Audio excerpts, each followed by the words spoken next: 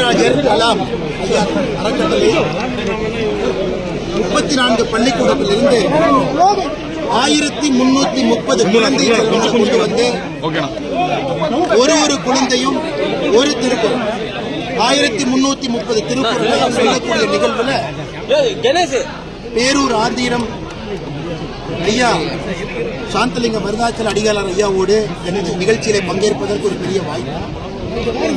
இன்னைக்கு உலக பொதுமுறை நம்முடைய திருக்குறள் குறிப்பாக பிஞ்சு மனங்கள் குழந்தைகள் 1300 பேர் 330 பேர் ஒரே இடத்துல வந்து ஆளுக்கு ஒரு திருக்குறளை சொல்லக்கூடிய நிகழ்வு இந்தியாவிலே முதல் முறையாக திருப்பூர் பெருமாள் நடந்து கொண்டிருக்கிறது. இது நிச்சயமாக வெறும் 1330 குழந்தைகள் இல்ல, அவங்க கூட 1330 பெற்றோர்கள் வந்திருக்கின்றார்கள். அதனால் எப்படி நம்முடைய பிரதமர் அவர்கள் திருக்குறளை மூலை முறையெல்லாம் எடுத்துச் சென்று கொண்டிருக்கின்றார்களோ, இன்னைக்கு குழந்தை செல்வங்களும் திருக்குறளை தாங்கள் கற்பது மட்டுமல்ல, இது போன்ற பொது மேடையில வந்து மக்களுக்கும் திருவள்ளுவர் கொடுத்திருக்கக்கூடிய திருக்குறளுடைய பயன் எடுத்து சொல்றாங்க. அதனால இந்த நிகழ்வுல பங்கேற்றதை என்னுடைய பாக்கியமாக பெருமையாக கருதுகின்றேன். நண்பர்களுக்கு அடுத்த கேள்வி. பாஜக மாநில தலைவர் அந்த இது தொடர்பாக வந்து வானதி சீனிவாசன் அவர்கள் வந்து உங்களுடைய பெயரை விட்டு ட்வீட் பண்ணியிருக்காங்க. ஸோ அது பல்வேறு கட்சிகளும் பல்வேறு கருத்துக்களை சொல்லிட்டு வராங்க. நீங்க மாநில தலைவராக இருக்கீங்க, இதெல்லாம் எல்லாம் நம்முடைய குடும்பம், எல்லாம் நம்முடைய சகோதர சகோதரிகள், எல்லாம் நம்முடைய தலைவர்கள் தான். அதனால் ட்வீட்டில் எப்படி போட்டாங்க, பேர் அப்படி சொன்னாங்க, பேச்சு அப்படி சொன்னாங்க, அதெல்லாம் யாரும் பொருட்படுத்த போவதில்லை. அது அக்கா வானதி சீனிவாசன் அவர்களாக இருக்கட்டும், அது அண்ணன் நயினார் நாகேந்திரன் அவர்களாக இருக்கட்டும், அண்ணன் ஹெச்ராஜ் அவர்களாக இருக்கட்டும், அண்ணன் புன்னார் அவர்களாக இருக்கட்டும், தமிழிசை அக்காவாக இருக்கட்டும், எங்களுடைய ஒரே நோக்கம் பாரதிய ஜனதா கட்சி வளர்ச்சி பாதையில் எடுத்துச் சென்று 2026 தேசிய ஜனநாயக கூட்டணியில் ஆட்சியில் அமர்த்த வேண்டும். அதனால் எப்பொழுதுமே நான் சொல்லுவேன், எந்த விஷயத்தில் ஒரு குற்றத்தை பார்க்க வேண்டும் என்று முடிவு செய்தாலும், எதையாக இருந்தாலும் கூட ஒரு குற்றத்தை கண்டுபிடிக்க முடியும். அதுக்கெல்லாம் எல்லா தலைவர்களும் கூட ஒருமித்த கருத்தோடு பயணம் செய்து கொண்டிருக்கிறார்.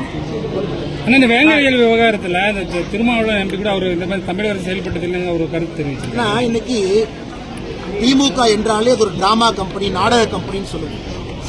இன்னைக்கு வேங்கை வயல் நிகழ்வுக்கு தமிழக காவல்துறை எழுதியிருக்கக்கூடிய அந்த கதை திரைக்கதை வசனம் வந்து கலைஞர் கருணாநிதி அவர்கள் எழுதக்கூடிய கதை திரைக்கதை வசனத்தை மிஞ்சக்கூடிய ஒரு விஷயத்தை தமிழக கிடையாது. யாருக்கும் இதன் மீது நம்பிக்கை இருக்க போவதில்லை. வேங்கை வயல் சம்பவம் நடந்து ஆண்டுகளை கடந்து நின்று கொண்டிருக்கின்றோம். இன்னைக்கு ஏதோ சமுதாயத்துக்குள்ள ஒரு பிரச்சனை, அதிலே ஒருவர் இந்த மாதிரி நாங்கள் கலக்க போறோம்னு பேசினாங்க, அதை செய்து காட்டுவதற்காக அவங்க செஞ்சாங்க அப்படின்னு இத்தனை நாட்களா இல்லாத ஆடியோ வீடியோ வெளியே வருது. இதையெல்லாம் திமுக அரசு நடத்தக்கூடிய ஒரு கதை திரைக்கதை வசனமாகத்தான் இந்த வேங்கை வயல்ல காவல்துறை அளித்திருக்கக்கூடிய சார்ஜ் ஷீட்டை நாங்கள் பார்க்கிறோம். உள்ளத்திலே உங்களுக்கு பயமில்லை என்றால் எதற்காக சிபிஐ என்கொயரியை தடுக்கிறது? இன்னைக்கு கள்ளக்குறிச்சியினுடைய சாராய சாவு அந்த வழக்கில் உயர்நீதிமன்றம், உச்சநீதிமன்றம் எல்லாம் சிபிஐக்கு பரிந்துரை செய்து சிபிஐ வந்துட்டாங்க. முதல் தகவல் அறிக்கையை பதிவு செய்து சிபிஐ விசாரணை ஆரம்பிச்சிட்டாங்க. உண்மையாலும் வெளிப்படைத்தன்மையாக இருக்கக்கூடிய திமுக அரசு இருந்தால் எதற்காக சிபிஐ விசாரணை நீங்க தடுக்கணும்?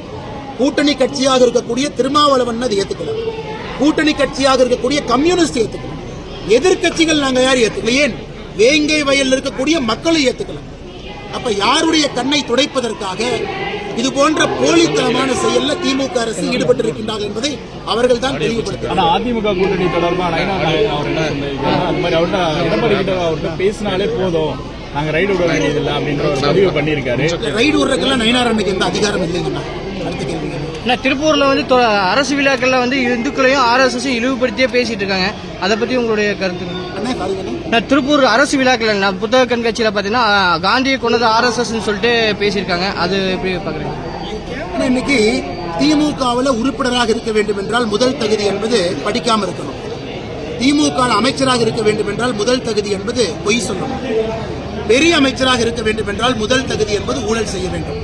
இந்த 3 தகுதிகளும் இருக்கக்கூடிய ஒரு திமுக அமைச்சரோ, திமுகவுடைய எம்எல்ஏவோ, திமுகவுடைய மக்கள் பிரதிநிதியோ RSS தான் காந்தியை கொன்றாங்க என்று பொய் சொல்வதில் எந்த ஒரு புது விஷயத்தையும் நாம் பார்க்கிறோம். அவர்கள் பொய்யிலே பிறந்தவர்கள், ஊழல் செய்வதற்காக பிறந்தவர்கள், அடிப்படை அறிவில்லாதவர்கள். அதனால் அவங்க சொல்வதை பெரிதாக பொருட்படுத்த வேண்டாம் என்பது என்னுடைய கேள்வி. அரசு விழாவில் அப்படி நடந்தது. அரசு விழாவில் யார் பேசினாங்க?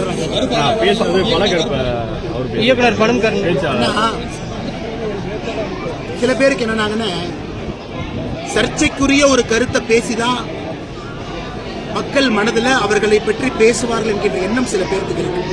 சர்ச்சைக்குரிய கருத்து. நீங்க சொல்லக்கூடிய எந்த தலைவர் பேரையும் நான் பயன்படுத்தல. எனக்கு தமிழகத்தில் எந்த விதமான அரசியல் நடக்குதுன்னா மேடை ஏறி மைக்கு பிடிச்சு, ஏன்னா மைக் இலவசம், வாய் இலவசம், பேச்சு இலவசம். சர்ச்சைக்குரிய 2 கருத்தை பேசினா மீடியால அது ஒரு ஊரம் 10 நாளைக்கு இருக்கும். அதன் மூலமாக நமக்கு ஒரு இடம் கிடைக்குதுன்னு நம்புறாங்க. அதெல்லாம் எந்த தலைவர்களையும் எங்கேயும் அது கொண்டு செல்ல போவது கிடையாது. ஓகே நன்றி.